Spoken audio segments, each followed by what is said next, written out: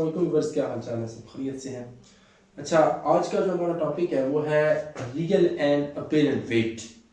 जैसा कि आप यहाँ पे देख रहे हैं, रियल वेट क्या होता है कि अब देखें, ज़मीन जो है वो हर ऑब्जेक्ट को अपनी तरफ खींचती है।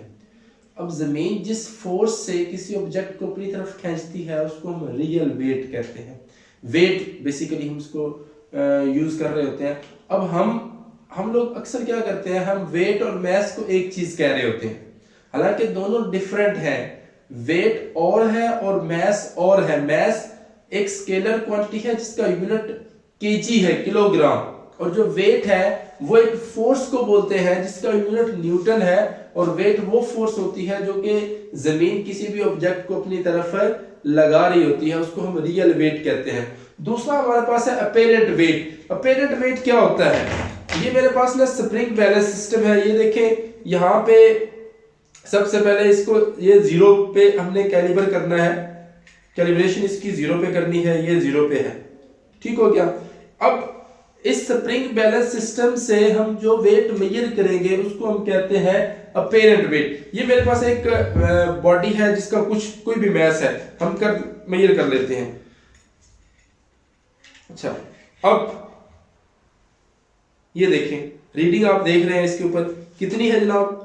ये तकरीबन 800 900 से ऊपर है, कोई 910-20 ग्राम बन रही है।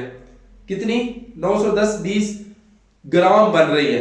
अब ये जो हमें नजर आ रहा है ये इसका मैस है। तो हमने कहा वेट तो जो है वो तो एक फोर्स होती है, तो यहां पे वेट क्या चीज होगी? वेट वो फोर्स है जो ये स्प्रिंग इस ऑब्जेक्ट के ऊपर लगा रहा है। इसका मतलब है कि अपीरेंट वेट की डायरेक्शन ऊपर की तरफ है और रियल वेट की डायरेक्शन नीचे की तरफ होती है। समझ आ गई बात की? तो ये जो फोर्स स्प्रिंग बैलेंस सिस्टम इस ऑब्जेक्ट के ऊपर लगा रहा है उसको हम अपीरेंट वेट कहते हैं। हमने अभी इस स्प्रिंग बैलेंस सिस्टम से ना इस बॉडी का मैस मेजर किया, वो तकरीबन निकला हमारे पास कोई 900 ग्राम।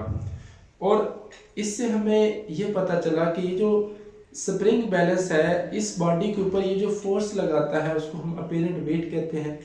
अब ये एक बात क्लियर होगी कि अपीरेंट वेट क्या होता है। अब हमारे पास यहाँ पे जो एग्जांपल है वो एक लिफ्ट की है। हमने एक लिफ्ट को कंसीडर किया जिसके अंदर एक स्प्रिंग बैलेंस भी लगा हुआ है, ये लगा हुआ है, ठीक है। और इस लिफ्ट की जो टेंशन है वो T है, जो इसका मैस है वो M है, और वेट इसके ऊपर जो रियल वेट है वो नीचे की तरफ एक्ट कर रहा है। अब इसके अंदर एक बंदा भी बैठा हुआ है। अब यहाँ पे ये जो लिफ्ट है इसके डिफरेंट केसेस बन सकते हैं, जिसमें सबसे पहला केस तो ये बन सकता है कि जब आपकी लिफ्ट रेस्ट पे हो। तो केस नंबर 1 जो है इसमें, केस 1। अब करना क्या है इसमें, हमने इसमें देखना है कि अगर लिफ्ट रेस्ट पे है तो रियल और अपीरेंट वेट में क्या फर्क आता है।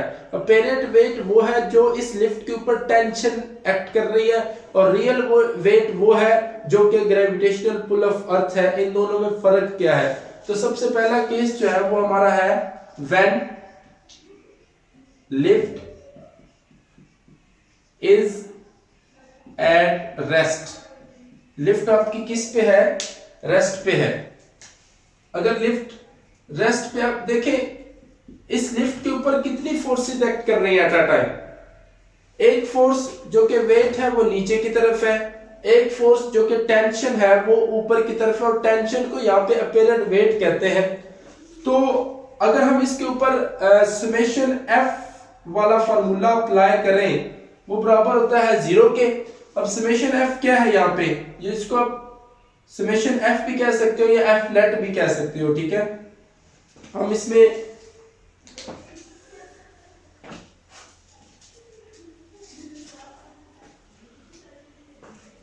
अच्छा, इसमें हम ये जो लिफ्ट है इसमें हम F नेट निकालेंगे कि F नेट कितनी आती है।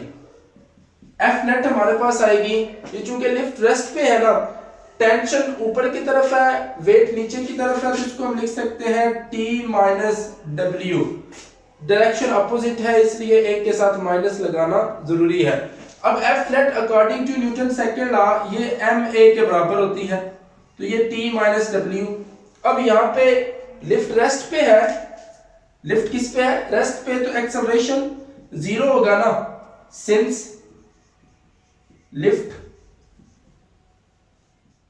Is at rest, lift rest पे है। जब ये एक्सेलरेशन जीरो हो गया तो ये सारे का सारा जीरो हो गया, zero is equal to T minus W, और आप टी को इधर ले आए या डब्ल्यू को इधर ले आए, W is equal to T, और इसको लिख सकते हैं T is equal to W. तो केस नंबर 1 में हमें ये पता चला कि अगर हमारी लिफ्ट रेस्ट पे है तो जो अपेरेंट वेट है वो रियल वेट के बराबर होगा। ये केस नंबर 1 है। अब केस नंबर 2 में हमने क्या डिस्कस करना है, केस नंबर 2, केस नंबर 2 है कि अगर हमारी लिफ्ट जो है वो अपवर्ड मूव करती है, फिर अपेरेंट वेट और रियल वेट में क्या फर्क आता है, lift moves upward with acceleration A, lift ऊपर की तरफ मूव कर रही है किस एक्सेलरेशन के साथ, ए एक्सेलरेशन के साथ। यही लिफ्ट हमने इसी की एग्जांपल ली हुई है। तब इसके ऊपर जो एफ नेट होगी वो क्या कितनी होगी, F net is equal to, ऊपर की तरफ जा रही है तो टी माइनस डब्ल्यू होगा, क्योंकि रेफरेंस देखा जाता है, अगर वो लिफ्ट ऊपर की तरफ जा रही है तो वो टी की डायरेक्शन में जा रही है, पेरेंट वेट की डायरेक्शन में जा रही है, इसलिए टी को हमने पहले लिखा। According to Newton second law ये एम ए के बराबर होता है, तो ये टी माइनस डब्ल्यू इधर ले क्या, तो ये W plus M A is equal to T, it means T is equal to W plus M A. तो यहां पे ये जो रिलेशन निकला है केस नंबर 2 में, ये हमें बता रहा है कि अगर लिफ्ट ऊपर की तरफ मूव करती है तो उसका जो अपेरेंट वेट है वो ज्यादा होता है रियल वेट से। अब देखिए अगर फर्ज करें रियल वेट की वैल्यू 10 है तो 10 में ये एम ए ऐड होगा तो अपेरेंट वेट आएगा ना, तो अपेरेंट वेट रियल वेट से यहाँ पे क्या होगा, ज्यादा होगा, T ग्रेटर देन W। अब एक और वजह यहाँ पे T W से ज्यादा क्यों है, कोई भी बॉडी जब जमीन की ग्रेविटी से दूर जाती है तो उसके ऊपर जमीन की फोर्स कम होती जाती है, मतलब रियल वेट उसका कम होता जाता है, और अपेरेंट वेट चूंकि उसी डायरेक्शन में वो एक्ट कर रहा है तो वो ज्यादा हो रहा है। अब ये केस नंबर 2। अब केस नंबर 3 है कि अगर लिफ्ट डाउनवर्ड मूव करती है, case 3 when lift moves downward, lift moves downward with acceleration a, acceleration a के साथ डाउनवर्ड मूव करती है, तब हमारे पास जो F नेट होगी ये बराबर होगी, पहले T माइनस डब्ल्यू थी ना, क्योंकि ऊपर जा रही थी तो T की डायरेक्शन में जा रही थी, अब T माइनस डब्ल्यू नहीं होगी, अब W माइनस T होगी, W माइनस टी। समझा की बात की, जिस डायरेक्शन में लिफ्ट जा रही है उस डायरेक्शन वाली फोर्स को आपने पहले लिखना है। अब F नेट जो है वो आपको पता है एम ए के बराबर होती है, या आगे W माइनस टी, आपने T फाइंड आउट करना है ना, T को इधर ले आए, T को इधर ले आए, ये T इधर आके प्लस हो गया और ये M में उधर जाके माइनस हो गया, तो ये आ गया W माइनस M।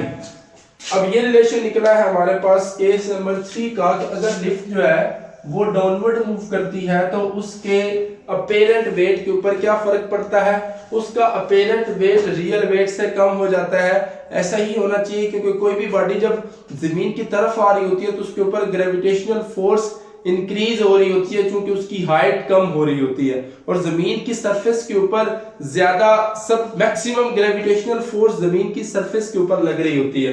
तो यहाँ पे इस केस के अंदर जो T है वो लेस हो गया W से, अपेरेंट वेट कम हो गया रियल वेट से। अब आखिरी केस है यहाँ पे केस नंबर 4।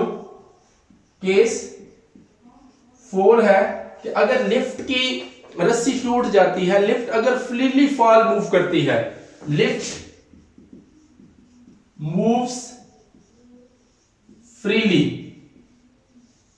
कैसे मूव करती है, फ्रीली मूव करती है, तो फिर क्या होता है, रियल और अपेरेंट वेट में क्या फर्क पड़ता है, लिफ्ट अब कनेक्ट नहीं है किसी के साथ, मतलब कि टेंशन खत्म हो गई, रस्सी टूट गई, फ्रीली फॉल मूव कर रही है, तब हम देख सकते हैं कि एफ नेट जो है वो तो हमें पता है बराबर होता है, अब अगर रस्सी टूटेगी तो नीचे ही आएगी ना, तो हम इस पर लिखेंगे W minus T, W minus T.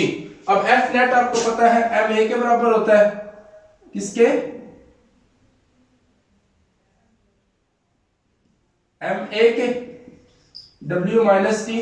अब अगर लिफ्ट फ्रीली फॉल मूव कर रही है तो जो आपका ए है वो किस में चला जाता है,